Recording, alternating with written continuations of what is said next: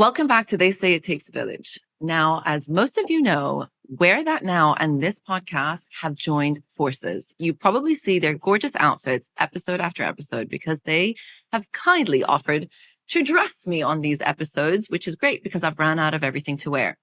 Now, for those of you who don't know how Wear That Now works, let me tell you. If you head over to their Instagram, which is at wear.that.now, click the link in their bio, fill out their style survey.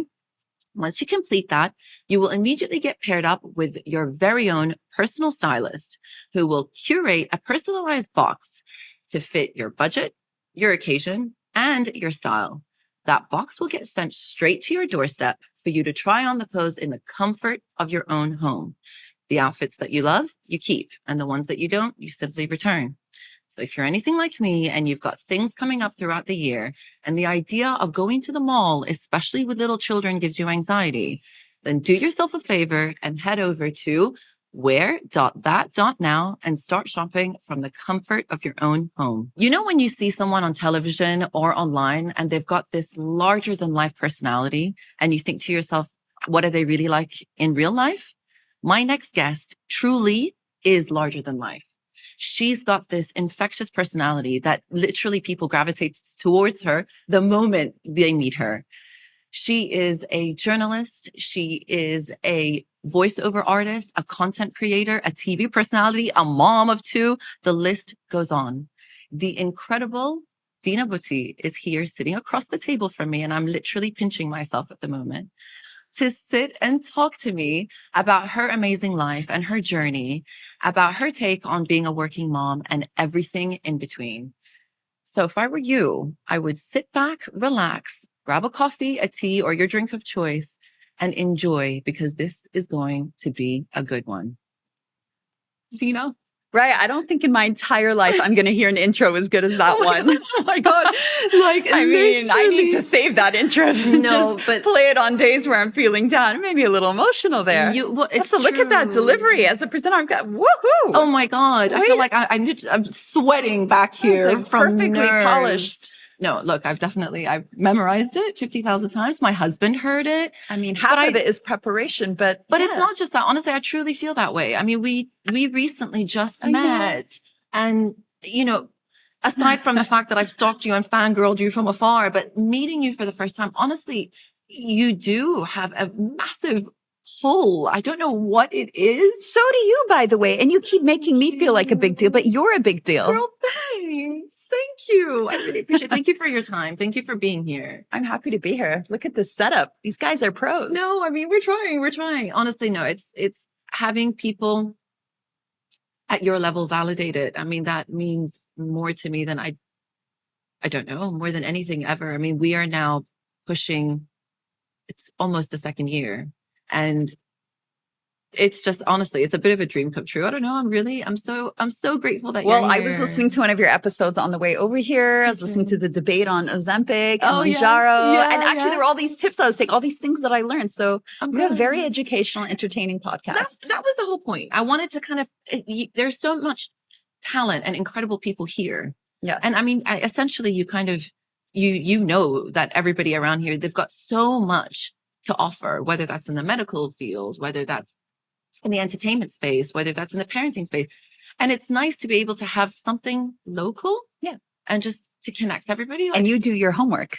I mean, yeah. You really do. You actually I can't do it otherwise. Yeah, good for you. Not everyone does that. Don't take that for granted. No, well, thank you. Thank you for that massive vote of confidence. I don't know what to say. I'm literally, I feel somebody needs to pinch me right now. I literally said, you are my George Clooney. And we'll get into that. We'll get into that. I can sit here and like compliment you all day.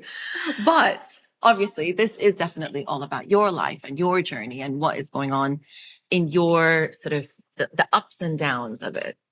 So to sort of start you off, who is Dina in essence? Woo. What gets you up in the morning and gets you to do what you do? I'm somebody who's really excited about life. I think that's something that's probably where my bubbly, more charismatic side of me comes out. I'm also a very sensitive individual. I think most people don't expect, but yeah, I'm excited about life. I'm really busy, slightly anxious. I'm a people person. And I'm such a proud mother. I mean, if anything gets me up, it's, well, probably because they literally get me up and wake me up at 6 a.m. Because they physically do it. Because they physically get me up way earlier than I want to be up. Yeah. But yeah. So. It's true though. I'm a third culture kid who's excited about life. Yeah. You are. It's this. There is this, you can feel that vibe. It's like you vibrate the energy of excitement. Have you always been this way? Yes. But it's funny because it goes both ways. I think if you're somebody who's really excited about life, then you could get very devastated by it as well. Yeah. I'm a very, very sensitive person. So things that get me up can also very easily get me down. Yeah. So for many, many years, I cried every single day of my life. And I think it was something that made me a very happy or it was a great way to de-stress. And it was part of the reason I was happy because I just constantly release everything I feel I say out loud, which is probably something I need to monitor. No, honestly, no, it's a good thing. Yeah. It's a good thing. I mean, we were just talking about, this whole idea of people pleasing and where to draw the line. And advocating for yourself. Yes. And I think, saying it for how it is, it's just the only way forward. I really struggle with that until now because I have learned one of the secrets to success is being a likable person. And I mean genuinely be authentic, be yourself, because you can't actually pretend to be anyone else in the long run. But being yourself and being the best version of yourself and being helpful and paying attention and being grateful for everyone on set or whatever job you have, all the little people and the big people, because they all play a huge role in your success. Yeah. But you are so much more likely to be hired and continue having long-lasting relationships when you are a likable person. Yeah. So yes, you want to be good at your job, but I think some people come in and out and they don't take the time to invest in their relationships, and that's really important. That's true. But and it's not just to take relationships for granted and you think, it's fine. I'm not going to put in that much effort in with this particular person or that particular person. So I love that. Big or small, it needs to remain the same. No, when I'd go on celebrity interviews and I would be sweating and feeling like I want to vomit, but I have these relationships. Kind of like me right now. Yeah. But I had these relationships with the cameraman. Like we felt like family. And it calms you down. No, and they'd sit there and they'd be like, fix your hair, or hey, don't worry, or let me get your right angle. They just the little things that make you feel so much more comfortable and at ease, and even just their presence there because they felt like family. And we had I don't want to say like we're so tight, but we had a relationship, a comfort, and you feel like you care about each other, that it matters. They've got your back. They've got your back, and it puts you at ease. Yeah. But also we were talking about this and being a people pleaser. I never want to upset anyone. I always want to be easygoing, but at the same time, I feel like sometimes I don't release my anger. I release maybe my sadness or, certain emotions, but I'm always letting things go. It doesn't matter. It's not a big, it's not, next, move on with our lives. There are bigger things to worry about. And I think you also do tend to hold on to a lot of that anger, when it does need to be released as well. Yeah. So that's a whole other, and we were talking about, I was saying I was trying to be easygoing with an audio engineer when really he needed to increase my mic. And I felt like I wasn't doing my job as well, and finding that fine balance where you do a good job. And you must know this because when I come to MC, for instance, I'm like, guys, you need to send me the script ahead of time. Yeah. Because at the end of the day, so often they'll send you a script or they'll make multiple changes up until, a few minutes before you go on stage. You go on there and you're reading the script. People are like, it reflects poorly on you, right? Absolutely. You're the MC that went up there and is just reading off a paper as opposed to being charismatic and you've memorized and you've made it your own. And it's such a huge difference. And at the end of the day, people in the audience aren't thinking, oh, she must have gotten the script really late, or they made all these changes, or they don't know what's going on. Even if the mic has, poor feedback or there's strange noise or whatever happens, it always reflects poorly on the face of the event. That's right. The person delivering it. So striking that balance, still learning. But honestly, I love the fact that you say that, because from somebody, like you said, with over 15 years worth of experience. 15 years doing this. Yeah. I mean, that's really refreshing because whoever is listening, whether they want to start something in a public space, if they want to sort of break open, it doesn't have to be a public space, but just in any aspect of their lives, the fact that you're sitting here telling somebody like me that I still need to get prepared. I still get nervous. I still, those are real ranges of everyday struggle and learning and growing. And that's important. Yeah. I don't know if the nerves ever go. And I remember when I started out, a couple other presenters at Dubai One and I were sent to a presenting camp, a course. And the first thing I asked the teacher, the instructor there was, how do I get rid of my nerves? I always feel like I want to vomit. And he's like, don't embrace them. That's your adrenaline. That gives you your oomph. That's your mojo. That's whatever it is. Keeps you on your toes. Yeah, that keeps you on your toes. It gives you your little edge. He's like, the second you're not nervous, it's because you probably don't care as much. And yes, there's different range. I feel like I might vomit. Yes. I don't actually want to vomit. Yeah. And there's, okay, I'm a little nervous, but it'll be fine. And once you get up, you're okay. Yeah. But I don't think I've ever done an event where I haven't gotten on stage and been like, taking those steps, wearing a gown, been like, this is going to be my Jennifer Lawrence moment. This is the moment where I trip and I fall on my face. It would have been elegant and you own it. And that's it. I'm a lot of things, but I'm not elegant. I've never been smooth. And, again, trying being yourself.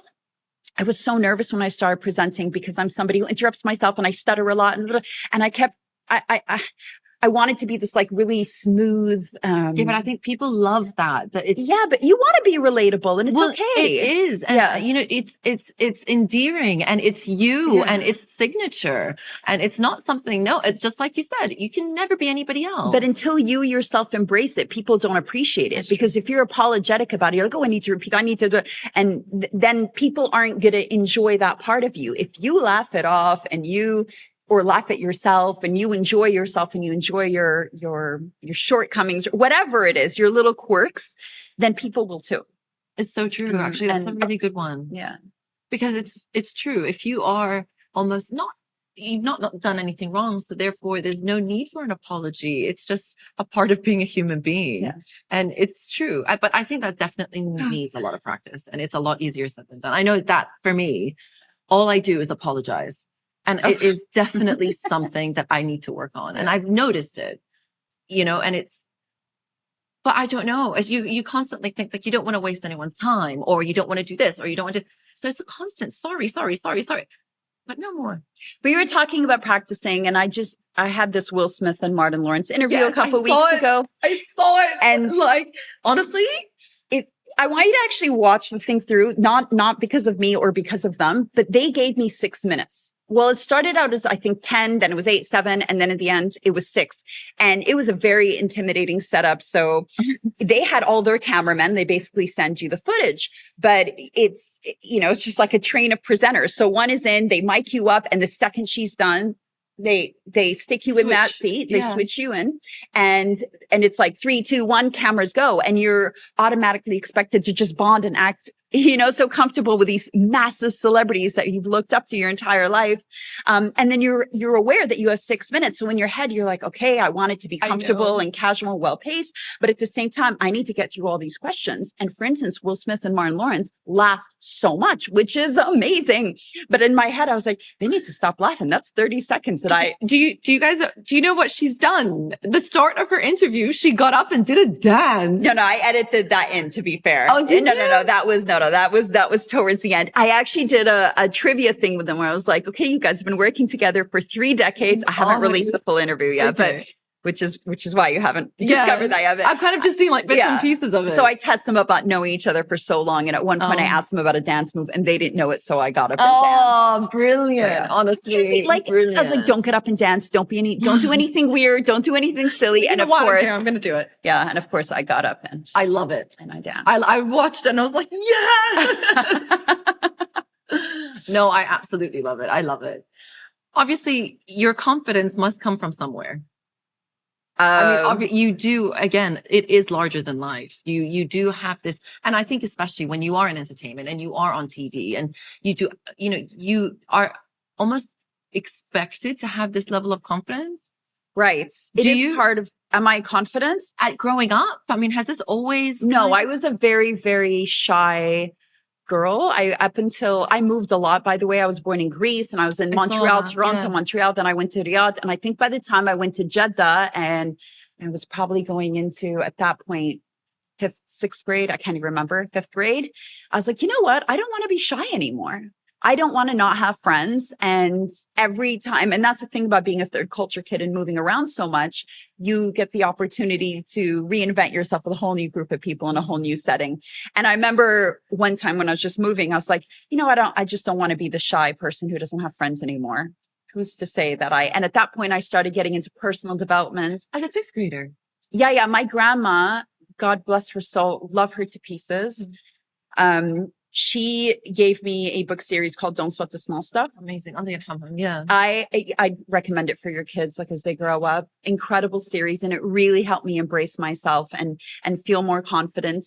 But yeah, I think it's funny because TV presenters, we are very confident and incredibly insecure at the same time. I think people be like, oh, Dina, you look great and you got great hair and you've taken care of your body and you're looking better than ever, because I grew up not a very attractive person. So I feel like I'm blossoming, or have been. And I mean, by blossoming, I mean, I've been put together. And just to be fair, and everyone's always like, Dina, you don't have to admit every single thing. But I'm like, guys, like, I get on TV. I'm like, I have very thin hair. I'm like, they have extensions in my hair and they put lashes and I've learned how to do TV makeup now. Yeah. And it's taken me so many years to lose all the weight that troubled me, you know, my entire youth. Up until I was age 20, I joined Weight Watchers, and I'm always struggling to you know, stay lean and healthy. Mentally and physically. And I'll say that about all the presenters. Yeah, a lot of them are like the most beautiful girls. I cannot explain to you how stunning they are with and without makeup, but they are also have an insane amount of pressure that's on them. That's right. And all of them have, you know, most of them will say, will still be wearing Spanx, even though they don't need to. They'll be doing all these procedures. They're stressing in a way that I would say most of my friends are not stressing. And that kind of pressure also isn't fantastic. Right. So yes, they look great, or, you know, a lot of the people on screen look great, but I think there's also a lack of transparency about how much work goes into it. And that's why 100%. Yeah. I think that's why I really always try to make an effort as soon as anyone goes, great hair. I'm like, it's not mine. Yeah. You know, like not all of it is mine, you know? No, I mean, I know what you mean. Because I grew up and I saw those presenters and I was like, I am never going to look like them. And I remember when I was trying to be a TV presenter, so many people told me, like, look, you're cute, you're charming, you're funny, like you're kind of quirky, but you're just not attractive enough. And I was told that repeatedly. And the amount of, you know, makeup artists would be like contouring my nose and they'd be like, you just get a nose job. Like it makes such a big difference to your face. I was like, but this is what makes me Arab. Like it's my face. It's my dad's face. Like my boys are going to have this nose. Like I don't want to change it. And I'm so happy I never changed how I looked. And this year in particular, I used to they straightened my hair for so many years. And this year I was like, add the extensions, do whatever you want to do, but I want to have curly hair. I want to embrace my Arab roots. I want to look more like me and less of a like polished, I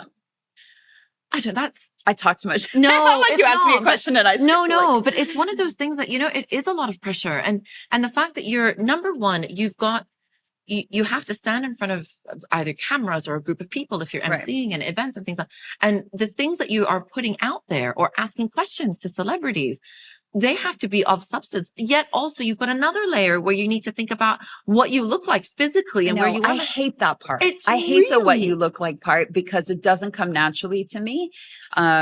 See, again, somebody from the outside will think that it does come naturally. And but if you're on my Instagram and you're seeing my stories and you see my, I don't know, like one of my own favorite reels is I posted some of my most liked photos of me all done up from TV. And then what I look like at home and my hair is this big and I'm wearing a fanilla and people think that I'm joking, but that's actually how I look like at home. And my husband loves me looking like that, you know, like he really enjoys me.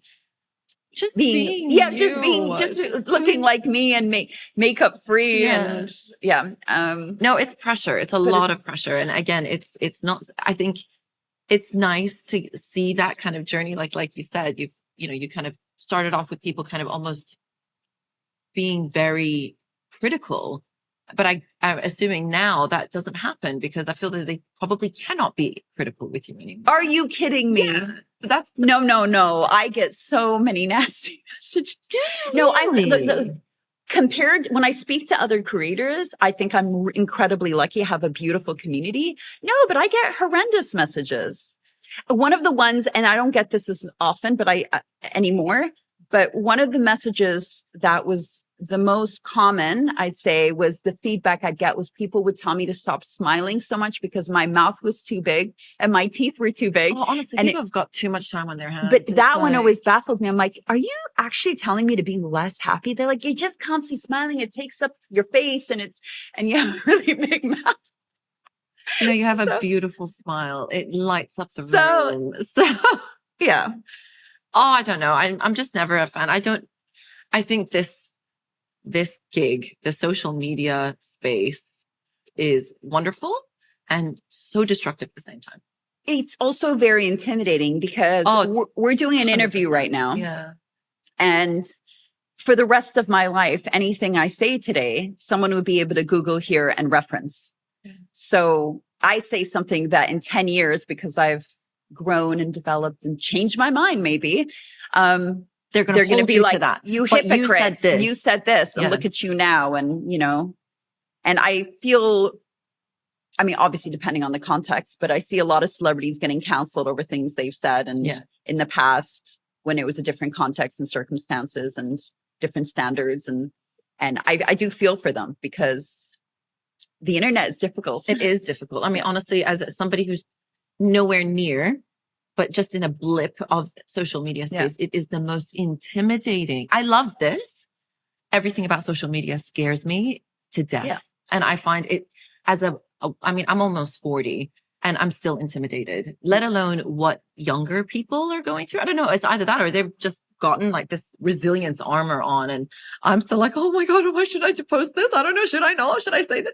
It's a decision. It is. It's, I mean, this is a completely separate topic, but it is just definitely something that. And that's why when we have to take into consideration when we are making decisions on behalf of our children allowing them. And I know that might seem strange saying that when I have my own kids appear on social media, but it is very thought out what we say and what we don't say and how they appear. And now that they're older, I love that they have an opinion because I ask them all the time, do you want to be in this? Would this embarrass you? Yeah. And anything they're in where I'm being compensated, they get compensated too and they get suspended. And and I like that they have that work ethic.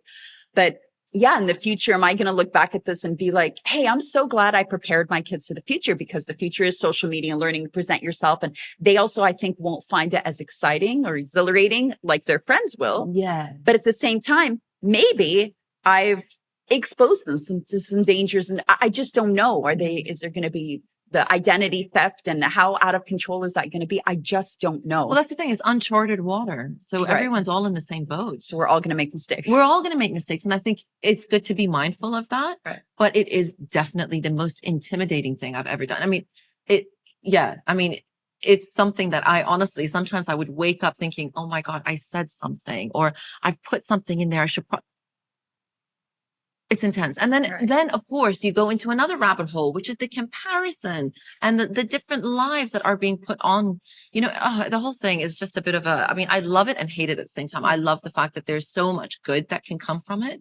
And at the same time, I think you have to have thick skin. Yeah. And on days when you don't have thick skin, it's really hard. And those are the days that I would avoid it because I'm on sort of like shaky ground. Yeah. So something's going to push me over the edge. So I wouldn't. The other day I put my heart into something that I posted and I got one really nasty comment and so many beautiful ones. But then you remember that one and it was just bugging me the whole day. Like it just put me in a bad mood the whole day. And it was so careless and well, that's it. People can just easily write that from the comfort of God knows whatever it is. And they know that. They know that even if you're like, I don't care. Yeah, now what I try to do is I block and report if it's really inappropriate. Too far. Just because even if I'm like, I'm not going to let it affect me. I'm like, I don't need that energy. Why are they following me? If you don't like it, don't follow me. Follow. So I don't give them that choice. I just take it into my own hands. I'm like, don't want your energy in my community. Yeah. Bye-bye. You can't see my stuff anymore. Yeah. This is a respectful space. I agree. And all power to you, because honestly, you do have a lot of exposure, and I can imagine how many people, you don't know what it's sort of fueled from, why they're sending these. It's just one of those things. It's none of your bit. Like, you don't need to think about what they've got going on. Right. You know what I mean? Like, it's not on you, it's on them. Right. And that's the thing. And I just find it so easy to sit there and start commenting from wherever you are, some tiny little room somewhere. It doesn't, it's not going to affect your life, but I get it. It's that one thing that you think, oh, you've just irritated me unnecessarily, and I'm not going to deal with it. So I have one of the worst comments I've ever gotten. Well, when I was feeling most sensitive, right after having kids, I'd done this interview with the lead of Metallica, James Hetfield. Yeah. And all the interviews were really flattering because it was really sweet. And, there was a lot of guys and there were some really nice compliments. And then right at the top, like pinned to the top with all the most likes and comments. And I somehow came across this video because I filmed the video ages ago, but a few years ago, right after having my first or second son, I can't remember now, I came across the video and I see this comment, and the comment is like, man, this girl used to be such a hottie. You check out her Instagram now. I've never seen anyone go downhill so fast. Oh. And it was right after I'd had my son. I'd cut my hair because I'd lost so much of my hair, and I'd obviously gained weight because I just had a baby. Yeah. And I could not have felt more insecure about myself at that time. And I saw that comment and all these replies, and they don't think you're seeing this, right? Yeah, you're not like a real person. Do you think that there's like an invisible cape that I don't understand? How could you potentially comment on some? Look, I've said some bad comments, but on people who are deserving it, and I'm not. And that's only because of the current political situation that we're in. Yes, and that's a whole other story. That's a whole other story, and that's about it, because it stood morally, you know. But aside from that, how could you possibly go and comment on somebody on how they look? Or I think these are like 13-year-old boys sometimes, or like men that never really grew up, and it reflects more on them than you, but it is hurtful. I can imagine. And again, exposing. I mean, in another way, it's freeing, because sometimes you wonder what people think about you. And when you're online, you actually get to just read it. But it also kind of, sort of like it's I'm just that, regardless, sort of. Again, depending on the day. Yeah, I know. Yeah. Okay, social media aside, going back a little bit when you were at university, I thought this was really interesting and so fascinating. The fact that you produced and filmed your own documentary, short documentary, and it actually went on to be screened at the CBC television and you actually won. Did you win? Yes. Yeah, I won an opportunity to be aired at on the CBC, but also a film festival. That's right. I think it was the One World. The One World, yeah. And which was a huge deal as a university student. Specifically, now all of these, obviously these mentions are amazing, but my focus was on the fact that you did a documentary on moderate Muslims in Montreal. So funnily enough, I hate that term now, moderate Muslims, because it insinuates, or it suggests that the majority of Muslims are not moderates. Yeah. So me doing it, I've discovered that over the years, but I was young, and I think at the time, what was it called? I forgot now. Al-Fitra. Okay. And I think at the time and until now, often, it's not all the time, I'm going through this journey, so I'm going to be contradicting a little bit. No, we're here so at the time, I really wanted to represent Muslims in a way where that's different to how they're often portrayed in the media, which is still a struggle that we're facing. Absolutely. And I did this in my studio arts, and I did this in my documentaries. And it was one of the reasons I wanted to be a TV presenter, because I was, you know what? I want to be a representation of an Arab woman as a Muslim woman. I'm at a point, though, this year, and the reason I'm not going to give you a straight answer is because I'm still trying to figure this out, where I am sick of trying to prove myself because I'm like, or prove ourselves. We have nothing to prove. There's no reason, there's no point, and we shouldn't waste our time or energy. That is on you guys. That's true. If you have, if you misinterpret something or you see people in a negative light, it's probably because you haven't done your homework or gone out or traveled the world or met any of these people yourself. So that's not up to me anymore. Yeah. But at the time, I might change my mind, but at the time I was feeling very, very passionate about the way we were being represented in the media and wanting to interrupt those stereotypes. Because I think it was around that time. Do you know roughly when was that? It was a few years after 9/11. And that was a very difficult time where every single Muslim man or a woman was portrayed as a terrorist. Right. And that was a very hard time, I think, for Muslims all around the world. I think I struggle with this because until now I go visit my brother in Boston. He's like an hour out of the city, and I'll go to like Target or Walmart and I'm like, yeah, I live in Dubai. And they're like, are you an Arab? Are you a Muslim? And you have the most ridiculous conversations. You don't look like them. I'm like, no, I do look like them actually. Well, and then it's assumed, oh, I don't practice or I don't. And I'm like, well, I don't know what image they have in their head, but pray. Yeah, I pray 5 times a day. And I can look like this and pray 5 times a day, and I fast and I don't drink, and I'm all those things that I don't know. Yeah. I don't know what the assumptions are. No, but it is an incredibly frustrating conversation to have. And it is not on me anymore to be trying to change people's minds. It's just up to them right now. There's no, Do you know, but that's actually, it's a point of, don't you find it's as you get older that's your mind frame? It's like a point of maturity, because it's almost like that's your issue. You have that small-minded mentality potentially. I don't need to prove who I am as a woman, as a Muslim woman, as an Arab, or anything of that matter. I mean, I think some of it is obviously growing up and maturing and caring less and less about what people think, which is so freeing. But I think a lot of it has to do as well with what's happening in Palestine and all this racism that has been denied for so long and coming out, and us being like, well, history just keeps repeating itself. And nothing is changing. No one's bothering. And what's the point? And I was talking to a friend of mine who's a producer in Hollywood, and I'm not going to mention any names, but he was saying there's all these actors and all these producers who are Muslims and Arabs who are just fed up because for so many years, they kind of were on the same mission that I was. Let's get our story out there. Let's represent our community. Let's change those stereotypes. And they're at a point now where they're like, they don't feel safe. They're not getting good advice. They're not being represented well. And every time they speak up to defend themselves, they get some backlash. Yeah, there's a massive backlash. And they're like, there's no point. There's no point. Why are we doing this? And a lot of them now want to move to Dubai and contribute to this community and help evolve this film and television industry, as opposed to back there where it's not necessarily being appreciated. Well, honestly, I mean, at this point in time, we are at sadly, we are at a turning point.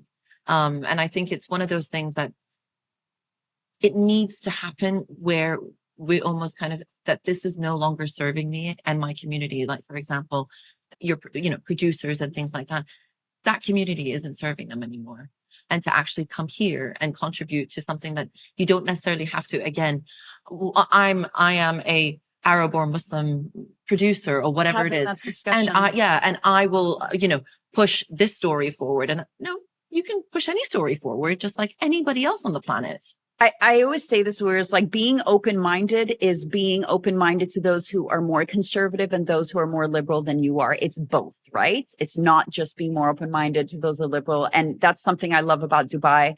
You could be wearing hijab, or you could be wearing a crop top and no one will look at you twice. Absolutely. And that's something I just love about the city and this country. Same. There's a level of tolerance that you can't find anywhere else in the world. I mean, I grew up here and in Australia, and there's nothing like it. You can't compare. Right. That's why, honestly, I feel even having my children sort of raised here, I cannot think of anywhere else I would rather them grow up and see the world. And there is this exposure that they get here more than anywhere else that really does, I find, show them empathy, show them tolerance, allow them to kind of see different cultures and nationalities and not have to think anything of it.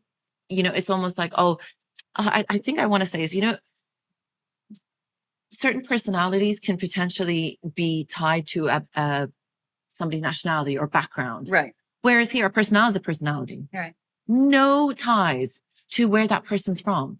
And also, I think here, where you're from means very little because little. Everyone's from a different place. Everyone's from a different place, but also even if I'm Egyptian, but am I really from Egypt? Yeah, right? And I'm Iraqi. I was born there. Am I really from Iraq? It doesn't. It's all just kind of blurry to us. Yeah. Okay. So then obviously moving from that sort of short documentary, which is honestly very fascinating. I can't believe, how old were you? 18, 19? Yeah. Around that? Yeah, 20 maybe. 20. Then you quickly went on full on media. Right. So you interned at CNN and Nickelodeon. No, Nickelodeon was something I did recently, which I'll tell you about. Okay. But so I actually had these internships lined up in Montreal. My mom got breast cancer and they had just moved to Dubai. So I had to cancel everything in Montreal where I was studying at the time. And I came here to do these internships, but they didn't have internships available. So I just kept showing up day after day. At the time, it was called MTV and then it was called City 7. Yeah. They eventually gave me an opportunity. I was there at the right time. One of the reporters didn't come one day. They put me on air and I kept just leveraging these opportunities. And then I went do you remember Viva magazine? Yes. I was at Viva magazine for a couple of weeks and then I applied for CNN. Bless them. They have an incredible internship program. They took me on. And when I came back to visit during Christmas break, it was in December, there was the Dubai International Film Festival. Yes. They called me up and it was probably my first paid job because they said, well, I did used to be an extra in Montreal sometimes for films. That was different. But anyway, my first proper paid job as a journalist. But they're like, hey, we actually don't have anyone available tonight. Can you go to the red carpet? And I was like, no one's going to stop for me, right? Like I'm a nobody. I don't know what I'm doing. But I didn't. Imposter syndrome talking. Okay. Right. But I was also about 20 years old or 21 at the time, but I was holding a CNN mic, not realizing that it would be branded and that naturally all these celebrities would come to me. So all the biggest stars from the Middle East, you know, all these Egyptian stars that my parents were obsessed with came. And yeah, you mentioned George Clooney. He was a big like Hollywood star that night. I need to know. And all of a sudden he just came towards me and I'd never interviewed a celebrity before. And my first one was George Clooney, which baffled me, which is also wonderful because he's such a beautiful soul and such a genuinely kind person. And I can't even remember what he said to me at the time. Moment. You know what the worst thing is you only see my hand in the interview. And I kept asking everybody there, does anyone have a picture of me interviewing him? But until now, I only have this picture of my hand. The forearm. Yeah, my hand and George Clooney. But he was incredible and it blew my mind. And I always wanted to be in entertainment. And that night was just, it changed my career life for sure. That's so exciting. Yeah. Were you were nervous? Absolutely. Yeah. And I didn't tell you the best part was my Arabic is not great. Oh, did you have to do it in Arabic? So they wanted it's CNN Arabia. Yeah. So I was going to cry, but they're like, listen, we're not going to put anything you say on air. We just need them to respond in Arabic. So obviously not George Clooney, but all these other Arab stars. So they come on, it's CNN Arabia and they're like expecting like formal like a fusha, you know, like perfect. And instead it's this like little kid behind the mic. And my Arabic was even worse then, but I was probably like, hi guys, تعملوا إيه النهاردة؟ هتشوفوا any film? Like I'm like, in broken Egyptian Arabic. But the thing is I think I got really funny reactions and really endearing reactions because they thought I was so cute. Maybe they thought I wasn't originally Egyptian or I'd learned Arabic. You just picked it up. I honestly don't know what they were thinking, but you could just tell they had like a really cute reaction. Yeah. And then of course I was edited out, so it didn't matter. So the report that ended up coming together from that night was a fantastic report. You see, that's it. I'm very grateful to CNN. No, they just know what they were doing. They knew, they had the confidence in me to pull it off, considering I was going to be off air, but off camera. But yeah, it was like unlike any other night. Yeah. I read that your first big celebrity encounter was George Clooney. And I was like, wow, that's a big one. Yeah. That's a huge celebrity encounter. Yes. I love George Clooney. At the time, I wasn't as massive of a fan. Yeah. And when I watched him during that film festival and I saw how professional and endearing he was and how he took time to speak to everybody. Again, that thoughtfulness, I became a huge fan, and I still am. And I love that him and his wife are very vocal for our people. Yes. Go for it.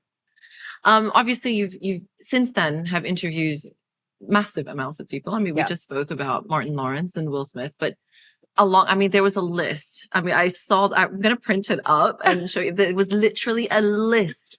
You've interviewed everyone.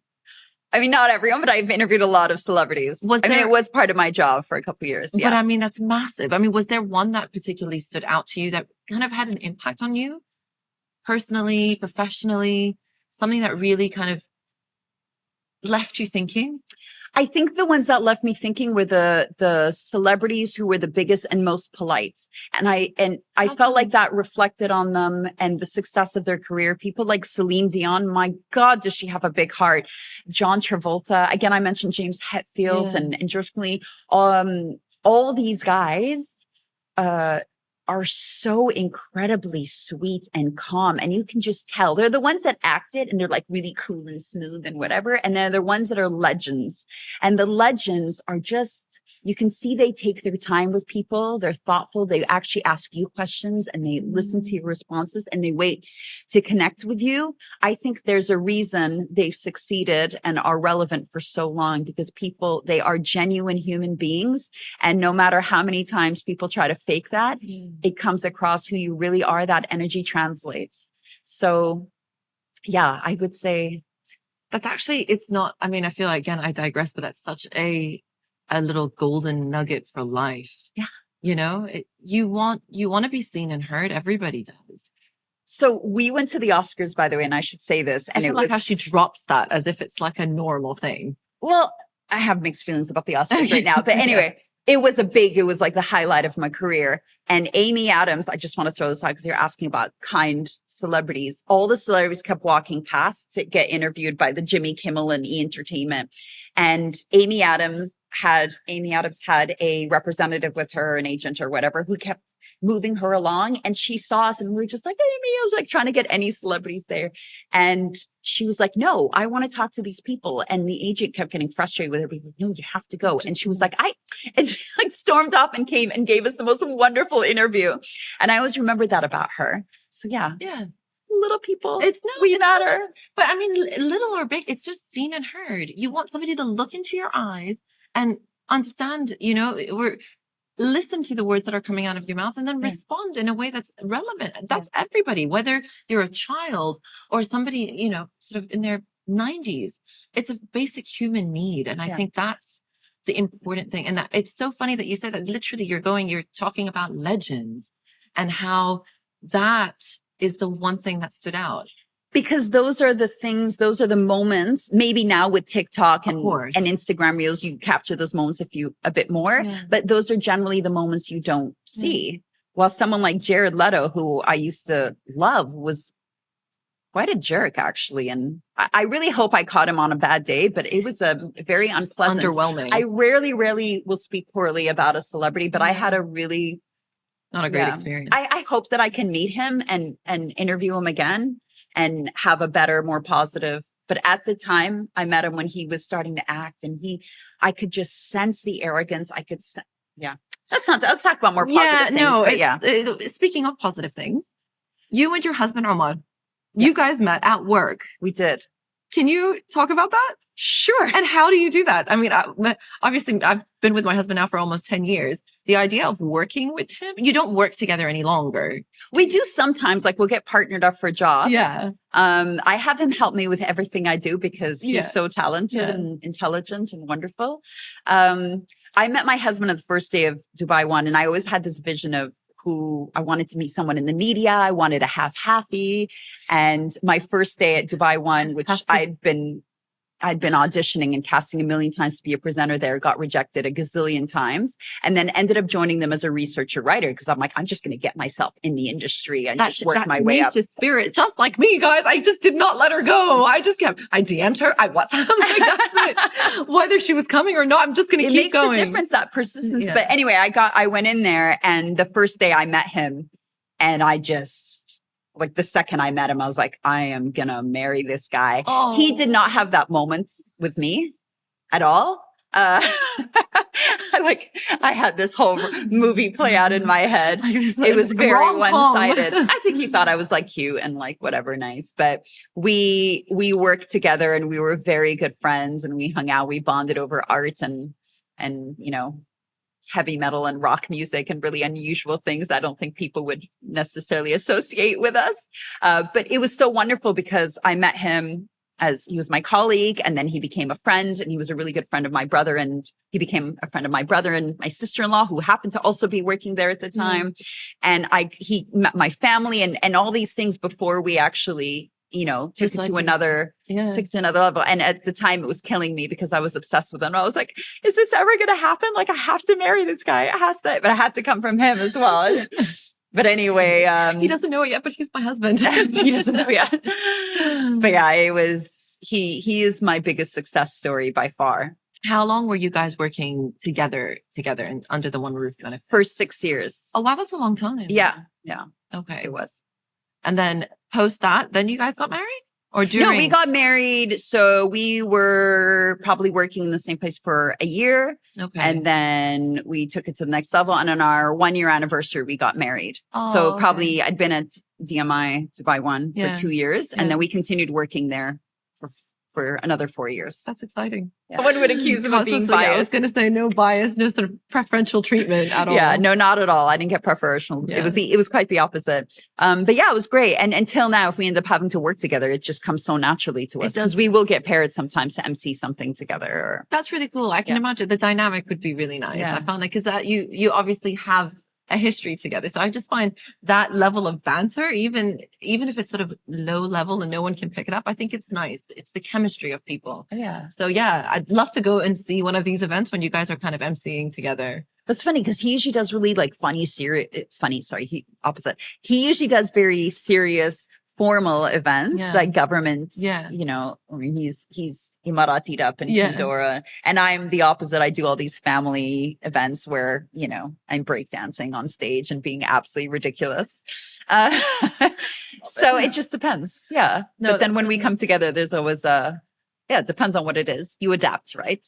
Of course. And I think it's such a nice story to tell, though. It's like a really beautiful story of origin. I feel like that kind of adds to it adds to the whole, I guess, the appeal to I think everybody who's kind of looking in onto your life. Yeah. I mean, we don't work together so much on camera, but behind the scenes when you're married and when you know your husband has all these skills that you need, I don't think there's a single edit that I do without telling him like, hey, could you just see, like, he might be like, oh, the beat's a little off here, or change that a little bit, tweak the color. I think this would be like, so I get his input on everything. Brilliant. Yeah. I mean, sometimes I just send him a caption. I'm just like, hey, just do this, edit this, make sure there's no grammatical errors. I really just give him something to do all together, but he'll definitely film me a lot. Yeah. If I have a campaign, he's the man who's filming me. No, that's amazing. Yeah. It's so lovely. It's him or our nanny Norma. She's amazing. I have to say, my nanny Eva, huge shout out. She's really good. I've given her a tripod and she's great. All the Baby Expo stuff for, you know, like the promos for the Baby Expo. Yeah, that was she's her. Like, do it again. I'm like, okay, we'll do it again. So great. Yeah, our nanny's the one. You've got 2 boys as well. Yes. So do I. Yes. I think that's just in lots of bond over. Lots. I mean, and I think boys in itself, it's just, I feel like there's always a bit of a kinship when you meet another boy mom, you know, like, yes, I know I've got 2 boys, but aware. Obviously, they're wrestling. Yeah. But they're wrestling. What's up with the wrestling? It doesn't end. It doesn't end. And they look like they're enjoying it. Yes. My boys are constantly fighting, but I think the biggest way I could punish them is by separating them. Same. Yeah, like they'll bicker all day, but at the end of the day, they want to sleep in the same room, often the same bed. Same. Yes. I always tell them, like, I'm going to just pull you guys apart, and that you're fighting, so you can't be together. Oh, it's weird. It's good. It makes me feel a lot better, though. But obviously, being a working mom in itself, it's hectic, and in your space as well, in the entertainment industry, how's that been? How do you navigate, you know, having children, a husband, you know, you're on TV, you've got so much going on in terms of commitments. Well, I think there's this whole idea that you can do it all. Yeah. But I don't believe it.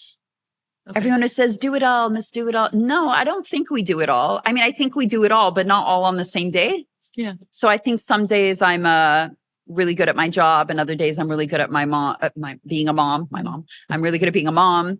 And I think there's always something that is compromised, and as long as it is balanced over the week, which I'm very aware of. I was just about to ask you, balance. What are your thoughts on those? Right. So like for me, Friday's a day where I try not to work, and I'm a very present mother. So I try incredibly hard not to feel guilty. Yeah. And my husband is incredibly hands-on, and we're so lucky he has a balanced job where he's home every day by 6. And I think we really do things 50-50. So I know that's rare, and I don't take that for granted. And we have our grandparents along. So I think we have, and an incredible nanny. So I think we have all these amazing blessings that not necessarily everyone has. And I just want to be honest about that, because it isn't fair to compare. And I always try to show my parents are picking up. My dad does pickups most of the days these days. My mother-in-law's picking up. Yeah. And my mom's that like, community. It's the village. When I'm here recording and my son has, a performance, let's say, then I know that I can send the grandparents and he's not going to feel like he's been abandoned. Which the other thing is, though, I think it's really important to have conversations, because it's so easy to feel guilty, and it's so easy for your kids to make you feel guilty. Yeah. And now that my son is getting older, my eldest is 9. I actually just had this conversation with him a couple of weeks ago. And I keep having different versions of the same conversation, which is, I want you to be proud of me. And it's so easy for me to feel guilty. And I want you to encourage me and support me. But I told him, I was like, imagine every time you went out and had a play date, I was like, oh, you're going to go see your friend. Oh, but I'm really going to miss you. I want you to have fun. It's just, oh, I was hoping we'd get to hang out. And I said, you'll go and you won't go and enjoy your play date as much, right? Or even you going for basketball practice. It's not convenient for me that I have to take you at night after a long day and go and pick you up and everything. We don't end up all having dinner as a family, all these things. And I said, imagine if every time I did that. And I said, but I really want to support you. And I want you to do the same for me. I want you to be proud of me. I want you to have memories of me growing up and I want you to have memories while you're growing up, remembering me doing something for myself, accomplishing something. Even if they find it incredibly boring, I make them watch me on TV. So they know that when I disappear for an entire day because I'm filming, this is what I'm doing. Yeah. So, and even when they film with me, they never enjoy the process so much. It's like so boring. But then when they see the video at the end, they're like, oh, it's funny, really, or it's cool, quick. And, we filmed for 4 hours, but it was edited into 20 seconds. For 4 hours. So yeah. No, but I love it. It's getting them involved in seeing. And I think that kids are, honestly, they're so clever, and they're like a little audience, and they're watching you. So if you give them that respect and involve them, I find it is appreciated. How has that conversation, since having that conversation, how has amazingly really? Well?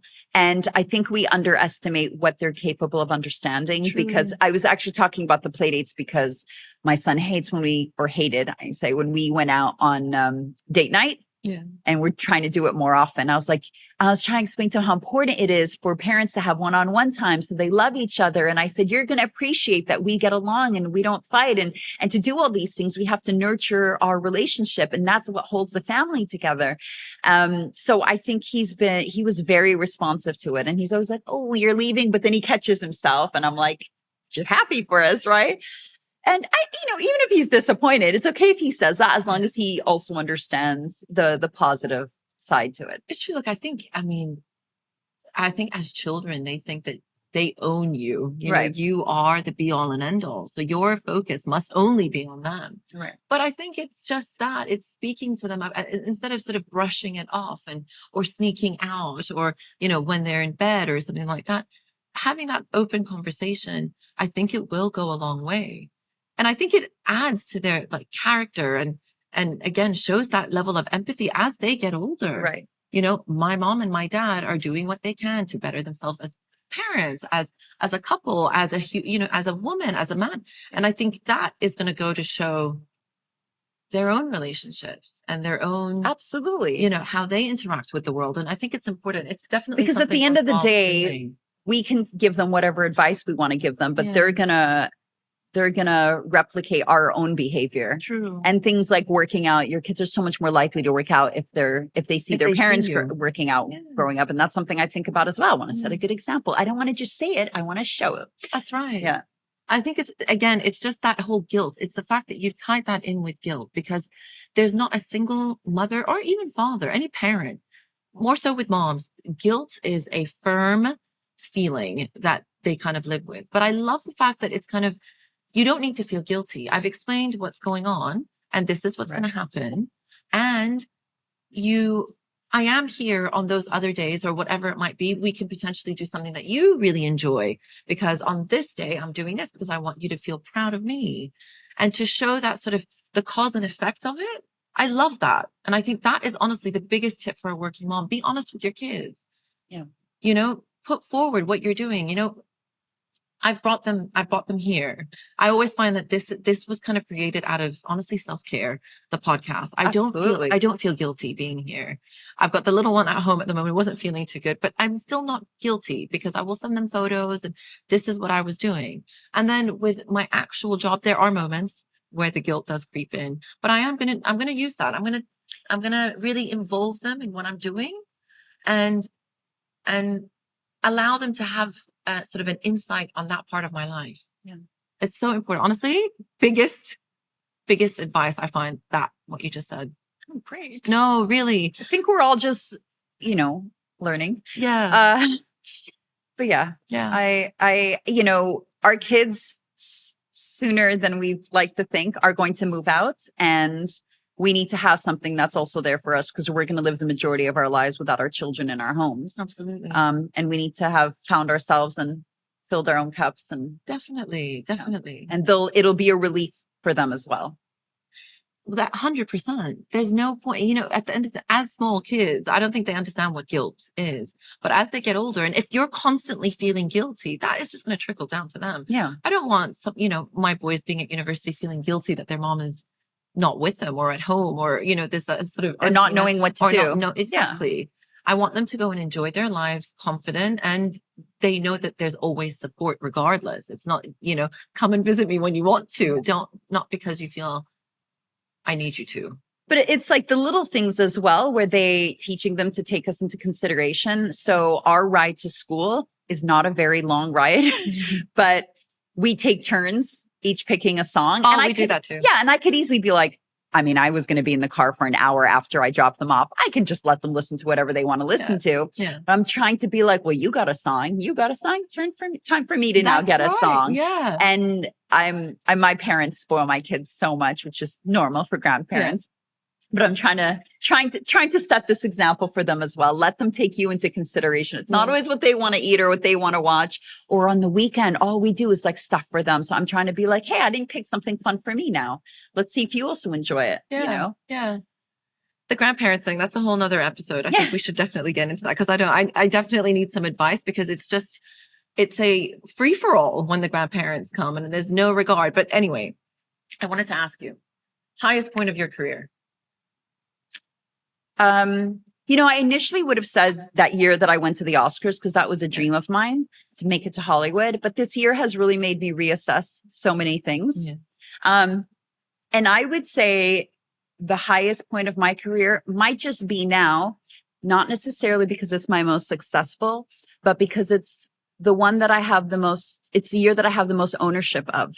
So, I've got a freelance contract or agreement, part-time agreement with Dubai One under my terms, and that has flexibility that's built in to suit my lifestyle. I've got, my own social media campaigns. I'm managing that. I'm, filming, editing, producing it.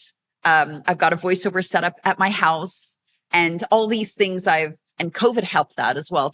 I've taken ownership of my career, built my own name and brand. I'm very proud of myself. And I will say that this has been the year where I've made the least money, which I think we'll get into later for other reasons. It's been a lot of political stuff, which I feel like we'll get into later. So I won't delve into that now, but I'm still, I am very proud of myself. It hasn't been an easy year, but I have to remind myself that I'm proud of myself. Well, honestly, you should. I mean, it's taking ownership, regardless of. It's so funny that the monetary aspect of it has nothing to do with it, but you feel so comfortable in your own skin right now. Yeah. And celebrating that. And that's the most important, really. Money's going to come and go. I mean, it's always going to, but that feeling, that's going to last for a long time and push you forward and so many things that actually make a difference in your life. The getting to say yes or no and how is worth it. Highest point in your personal life? Also right now, because I don't take it for granted that I am in a happy marriage. Yes, alhamdulillah, we're very blessed, and I have an incredible husband, and we work insanely hard. But also, we get married quite young in general, and I think that we all evolve as human beings, and sometimes it's luck, right? Sometimes you evolve and transform as people in different directions, and sometimes you manage to keep it together. So I'm lucky that I happen to be in a situation where we managed to keep it together. But I have 2 boys, and I think especially after this year, if you're in a house, you're in a comfortable and safe home, you're healthy, and if you're happy, amazing on top of all that. So I can't imagine wanting more. What would you say is probably the most challenging point in your life professionally? Professionally, it was when we were trying to get pregnant, and you heard this story. I shared it. We were trying to get pregnant for quite a while. And after my husband and I were both at Dubai One, after we found out that we were finally pregnant, no one else knew. A few days later, they shut down all the local productions because they wanted to reassess and change the branding of the channel. And anyway, the direction. So we're back there. I'm back on Dubai One now. I was going to say, I'm like, but she's back though. It was an incredibly difficult time because I was pregnant and vomiting, and I had worked so hard to finally get on TV. And I was on that. It was a few months after I went to the Oscars, and I thought I had everything figured out. Got pregnant. I was like, this is it. This is my moment. This is the life that I have been working so long to create.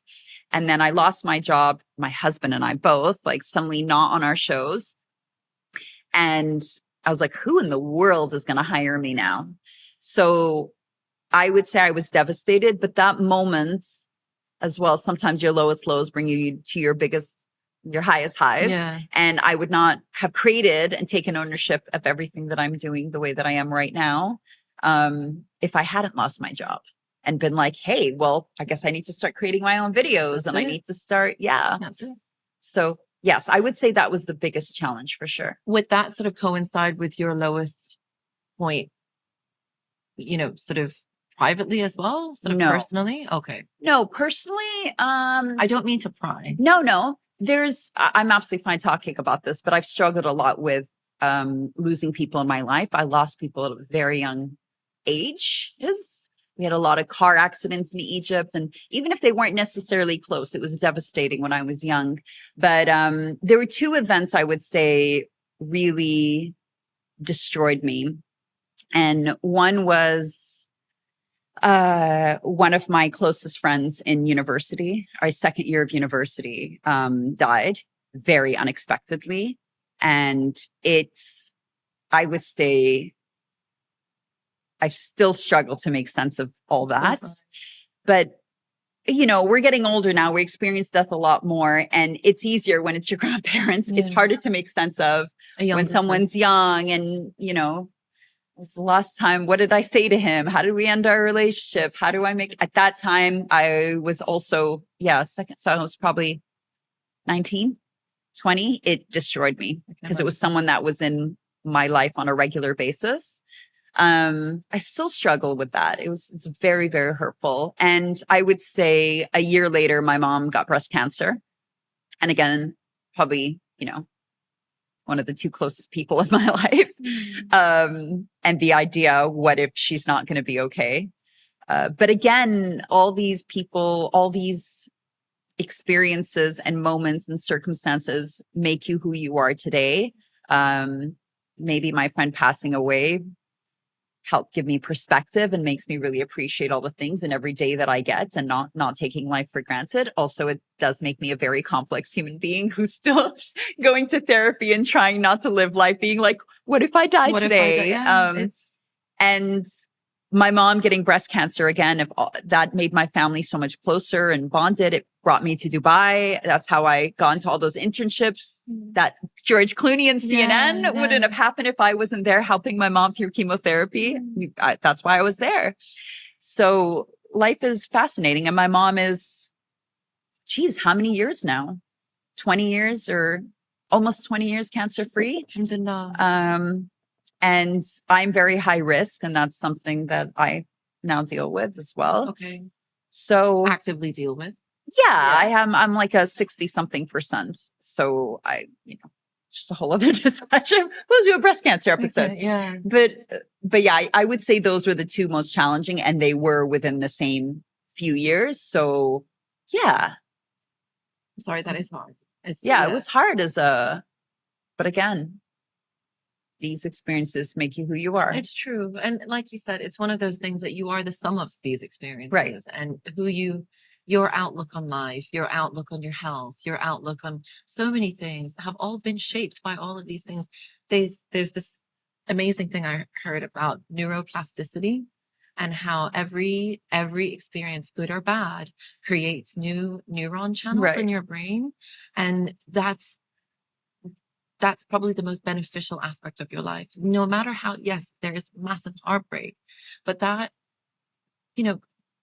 once you mourn and you grieve and you somehow make peace with it, that puts you on a completely different trajectory in your life. Absolutely. And well, I think it's both, because I could act like it's all positive, right? Yeah, and it's not. We were talking about you and stuff as well. And I think sometimes things make us stronger and weaker at the same time. That's true. But I appreciate life so much and I'm so grateful, but I'm also very complex about the fact that I don't take life for granted. Yeah. So I always worry if I'm saying goodbye to my parents and I didn't kiss my dad or I didn't, whatever, what if tomorrow he doesn't wake up?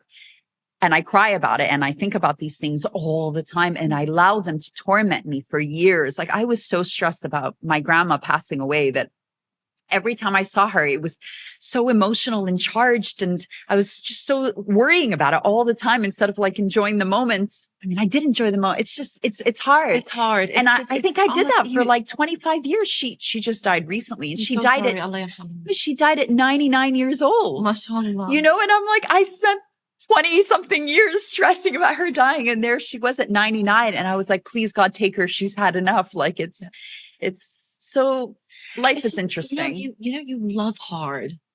I love hard. Yeah. You love hard and you care about the people around you. And it's the thought of losing them is inconceivable. I get that. Yeah. I totally get that. And I didn't, maybe not to that extent, but I had a bit of postnatal anxiety, and not a bit, a lot, with my second. And I was just so petrified something was going to happen to this perfect little baby that I just wanted to get to the next day because he would survive. Right. I understand that. And it was a fog, honestly. And I'm upset with myself because those newborn moments that I kind of knew what I was doing. I knew how to breastfeed. I knew how to change a nappy. It's my second time. Yeah. I felt it was taken away, but also at the same time, he's here with me and I love him and I enjoy every moment. But I know that all consuming, like if something happens to that person, I don't know what's going to happen. What am I going to do? Yeah. Yeah. So I don't know. It's just, you love her. That's the only thing that I can sort of make sense of it. Of course, I had a lot of, sort of hormonal things to it, but essentially just because I loved him so much. Yeah. Like I do with my parents. But that's when you have to ask yourself, where are these emotions coming from? Yeah. What are they? And to forgive ourselves. Yeah. Of course, you are, your voice. I feel everyone kind of can pick the Dina voice, whether that is in entertainment and now also with advocacy. Whew, yeah. How has that changed your life? It's funny because a few years ago, I started speaking about Palestine, and and then Sudan and Iraq. And like a number of times I would post, and I'm not someone who's necessarily very knowledgeable about, you know, politics and world affairs and so forth. But I felt like maybe a lot of other people weren't as well. They're not. Right. Yeah. And my friend started Real Palestine, which is a Palestinian film festival. I was going to all these documentaries. And I think especially being a mother, it really affected me. So a few years ago, I started posting about Palestine, and I thought for sure I'm going to get a gazillion comments of people being like, what in the world? Like, we come to you for your goofy videos, you know, your honesty or whatever. Like, do not talk to us about Palestine, or do not talk to us about, you know, things going on in the world. And I was amazed by the response.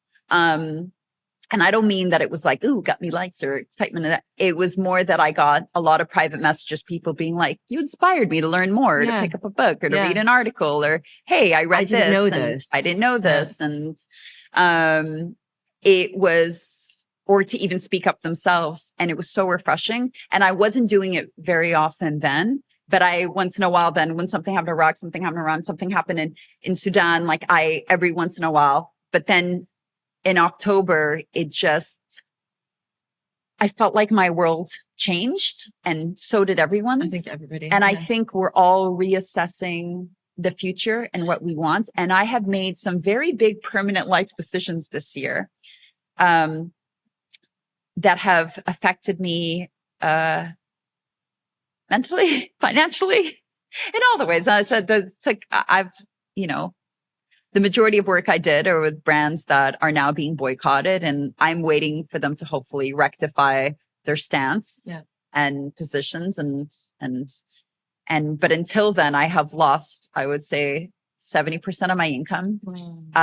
I've dealt with, and I don't think I'm unique in any way. It's more that I'm exposing myself to a lot of this stuff.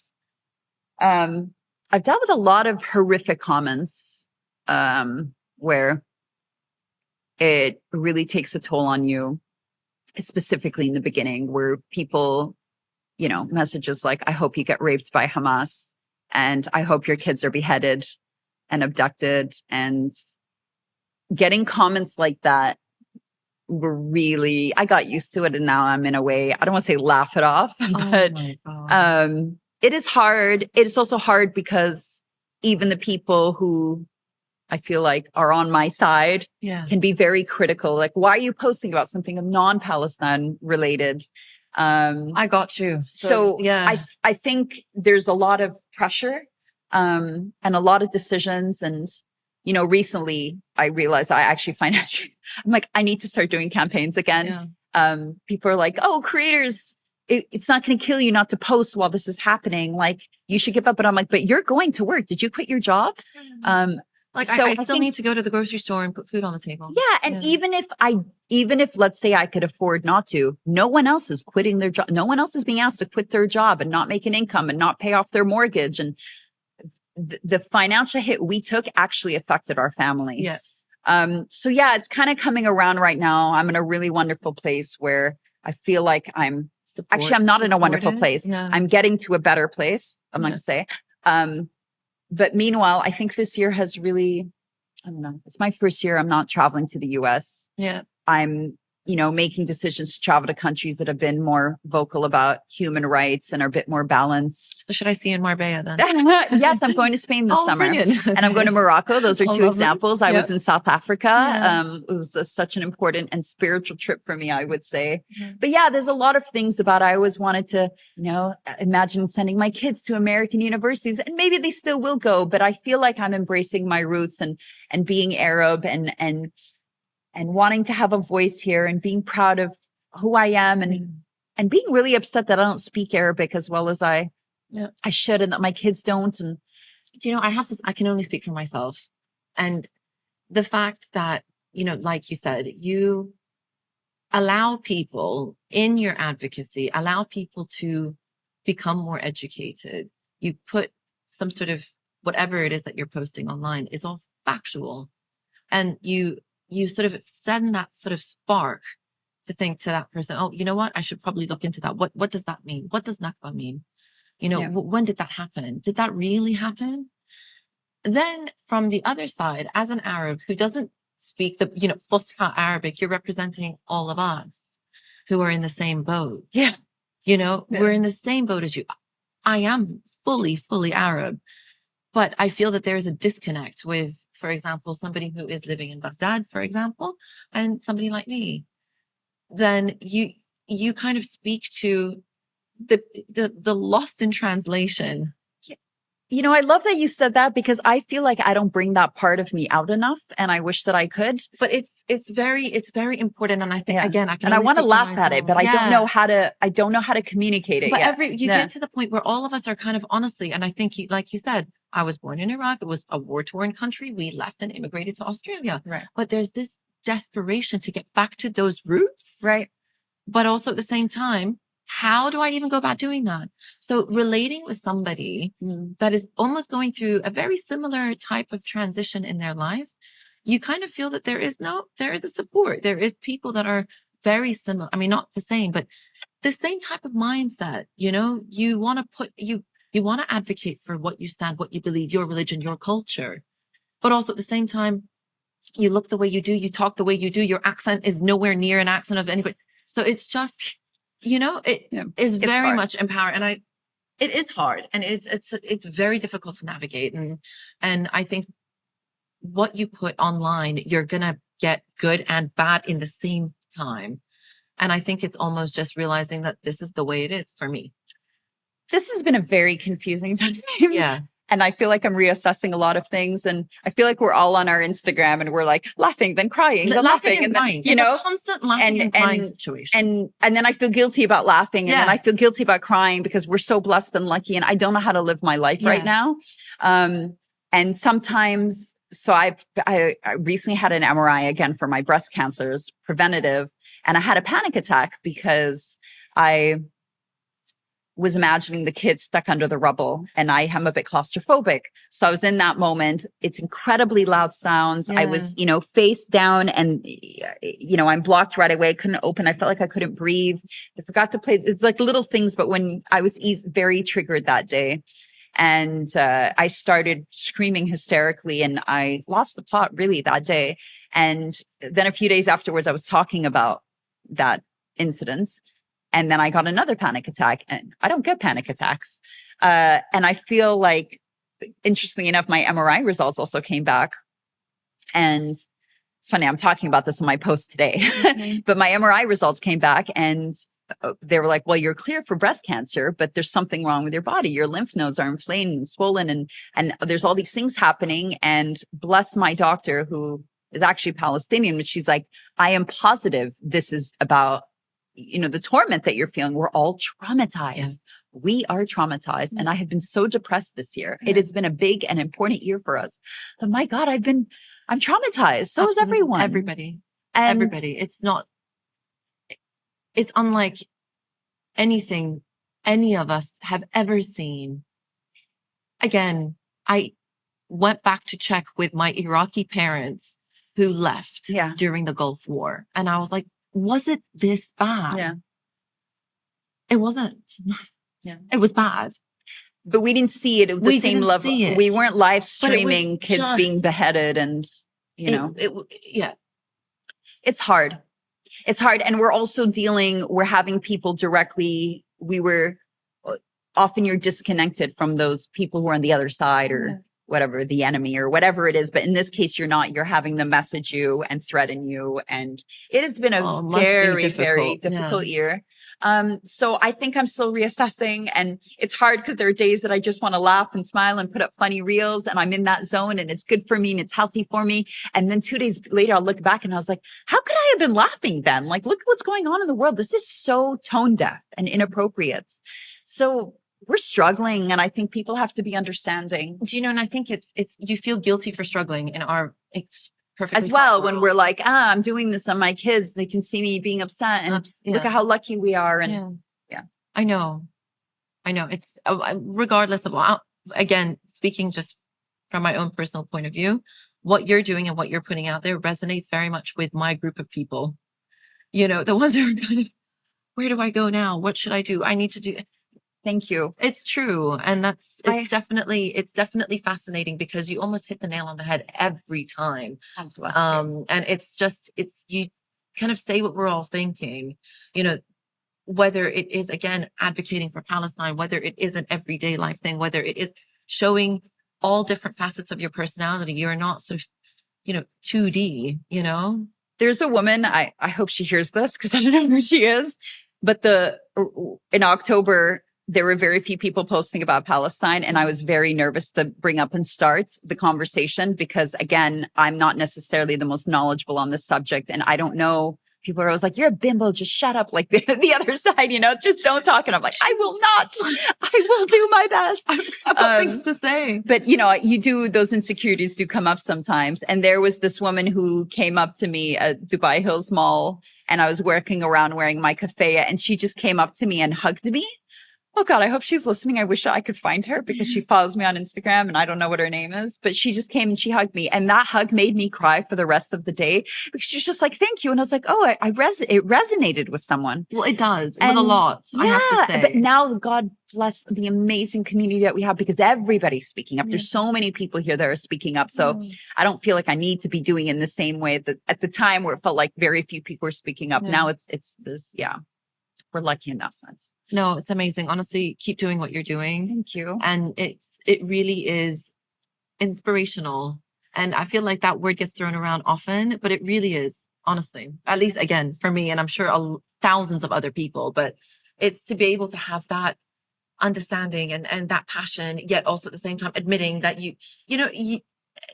admitting that you're a human being, that's what we spoke about, the fact that your potential, interaction with your followers is almost based on your personal interaction with the world versus with celebrities.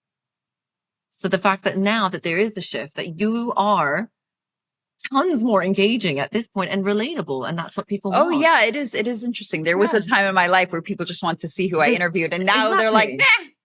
What are Who cares about Khloe Kardashian, I mean, I certainly don't, that's for sure. Yeah, she's my favorite out of the bunch, but right now, no. That family needs a little bit of work. Obviously, I feel like I can't keep you here for another 2 hours, but whoever is listening and they are a working parent, that feel, number one, a sense of guilt, or want to start something, or want to put themselves out there, or want to have a little bit more confidence, maybe within a space where there's people watching, what would you give as let's say 2 pieces of advice? Like career advice? Career advice. I would say reach out to people, ask for help, because I find that mothers, we struggle a lot just asking for help in general. And I mean, ask for help with taking care of the kids so that you can pursue this passion, but also ask for help for advice, because I feel like people here are so responsive. They are. Everyone's so helpful and wonderful. And yeah, those favors will go a long way. And then I would say pursue that passion, because there's so many people out there with half of the commitment, or no, I should say people out there who have half as much to offer as you do, who go out there and pursue those dreams, and no one should be stopping you. I feel like I need to answer that question again. Give me a second. No, but it's true. Your passion is what's driving you forward, and no one's going to have the same thing. So go for it. I always think don't worry about if things are perfect or not. If you're ever on the fence about something, take the plunge. Yeah, that is good. Because so let me start this answer again. So maybe don't wait for the perfect time. Yeah, because it's never the perfect time. Never. As you've said, and ask for help, whether it's helping with the kids so that you can pursue your passion, or getting advice so you know what to do. And to not feel guilty about doing something for yourself, because your kids will appreciate that you are your own person, even if they don't necessarily do it right now. And when the day comes, as I said previously, that they will move out and you live the rest of your life for you, and not necessarily, your life isn't necessarily revolving around your kids, you will appreciate that you spent the time and effort building something just for you. And the reality is that I am a better mother, and this stands for working mothers or stay-at-home mothers, when I do something for myself, whether it's go spend time with a friend or pursue a passion or go to work, I am a better mother when I get home. Is definitely quality over quantity. I feel I've missed them and I'm focused with them and I give them the time and energy that they need. Yeah. So that's what matters. Brilliant. You get recharged to get back into it. Again, I could keep you here for hours, but I think I've pushed the envelope, but I always end this I always like to end the podcast with a quote. Right. I find it gives context to a lot, especially if, the things that we were talking about, and also to kind of understand what people kind of live by. So I've got a quote, and then I'm going to ask you your favorite. So the one that I thought was most, I guess, suitable for today was realizing her own power. She transformed the world. Oh. Do you have one for us today? I don't think this is necessarily my favorite quote, but it's a quote I've been thinking about recently, which is, live below your means and you'll always feel rich. And I don't mean just financially, which is something my husband and I definitely do follow financially.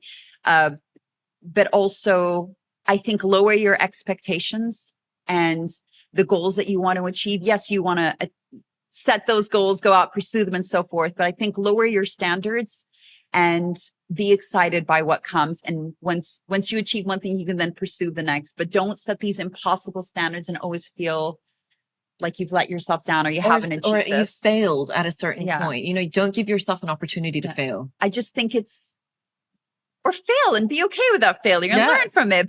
But I just mean, I think we have really high standards for what makes something worth pursuing, what would satisfy us. And we lower those expectations, we will naturally be better human beings. That's so true. They say it's that 1% rule, isn't it? You incrementally improve your day just by 1%. Because as humans, we tend to overestimate our short term and underestimate our long term. So so it's just, for me, just focus on that 1% improvement, whether that was a better listening skills or a better reach out email or whatever it might be. Just get better at that one thing. Right. Can I just say that you were very good at your job? Oh, gosh. Thank you so much. You're great. I've done this a number of times. It's the world. You're very thoughtful and very well researched, and you're a very genuine soul with great energy. Again, you're going to make me cry and I'm wearing fake eyelashes. So thank you from the bottom of my heart. I swear did you guys hear that? This is going to go on record. I'm so grateful that you have said that. And honestly, it is a huge milestone to have you here. And I'm so grateful. And it touched my heart in more ways than I could ever explain. Oh, thank you. Thank you. A great morning. Thank you. Thank you so much. Thank you for listening to They Say It Takes a Village. I hope you enjoyed today's episode. I look forward to bringing you another one next week. Don't forget, please subscribe, rate, and review so I can reach and help even more parents. And if you've got a topic that you'd like me to cover, please head over to my Instagram page, ittakesavillage.me, and drop me a line.